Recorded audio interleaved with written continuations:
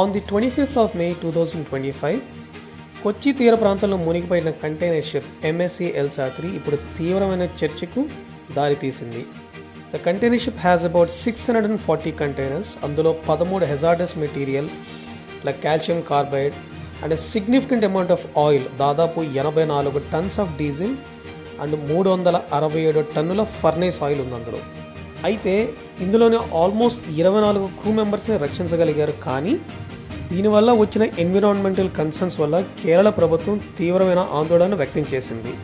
In fact the Kerala government declared the incident as a state specific disaster and implemented a full pollution response prepared plan involving almost Indian coast guard.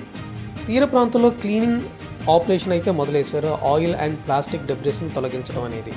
అయితే Kerala government 9,531 కోట్ల compensation కోరుతూ case file చేయగా ఆ కాంపెన్సేషన్ని high court వారు 1,227 కోట్లకు కుదించింది. అయితే ఫైనల్గా షిప్ ఓనర్స్ వారు estimated their liability to be around 132 crores only.